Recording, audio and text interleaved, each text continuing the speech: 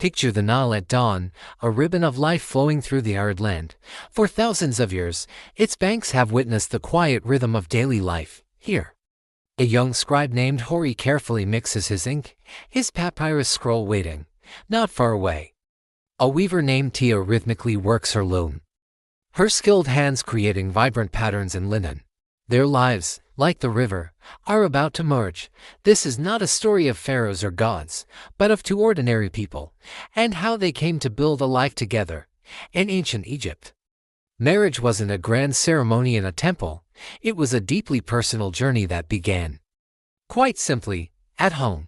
The first meeting between Hori and Tia might have been a fleeting glance at the village market, a shared smile by the riverbank as she washed clothes and he gathered reeds. Courtship was a quiet affair, built on respect and observation. For their families, the union was a serious matter.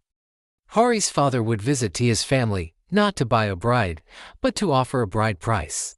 These were gifts: fine linen, perhaps some livestock or grain, a gesture to compensate her family for the loss of her labor and to prove Hori could provide for her. Tia's consent was crucial. This wasn't a transaction, but a negotiation between families, a weaving together of two households. Once the agreement was made, preparations would begin. For Tia, this was a time of ritual and transformation. She would be bathed in water scented with lotus flowers and perfumed with precious oils like myrrh. Her mother would help her dress in the finest pleated linen, its whiteness shimmering in the sun.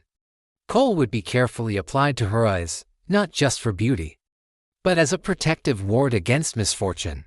Around her neck and wrists, she would wear amulets of lapis lazuli and carnelian, invoking the protection of household gods like bees, and Taweret to ensure fertility and a happy home. Each step was steeped in tradition, preparing her not just for a single day, but for a new life. The most important part of the process was the marriage contract. Imagine a village scribe, much like Hori himself, sitting with both families. He would unroll a fresh papyrus and, with his reed pen, carefully document the terms of their union. This was their legal protection. The contract listed all the property Tia brought into the marriage, making it clear that it remained hers. It detailed the provisions Hori promised for her support and even outlined the conditions for divorce. Astonishingly, an ancient Egyptian woman had the right to initiate a divorce and reclaim her property. The contract was signed by witnesses, making it a binding agreement recognized by the entire community. It was a testament to a society that valued order, fairness, and the legal rights of women.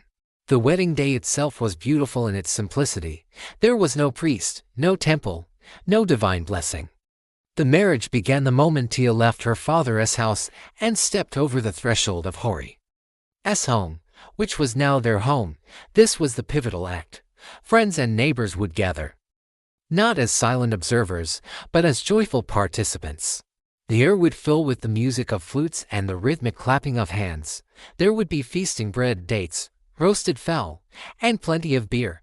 This was a celebration of community, a public acknowledgement that Hori and Tia were now a family, their lives bound together. Their new life would be a partnership. Tomb paintings and poetry from the era reveal a world filled with surprising tenderness.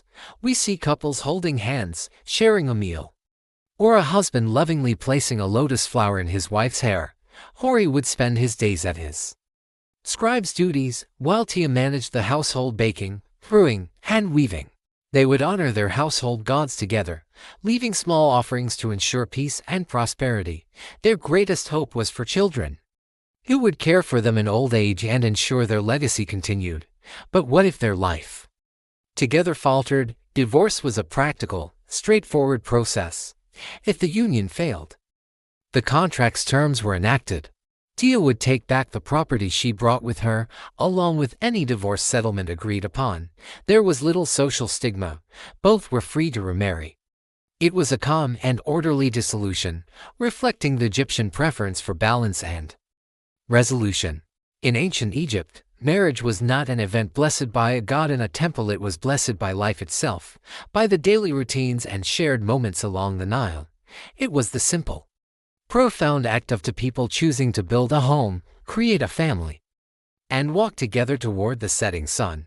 Thanks for watching. If you enjoyed this journey into the past, please like, share, and subscribe for more stories of the ancient world.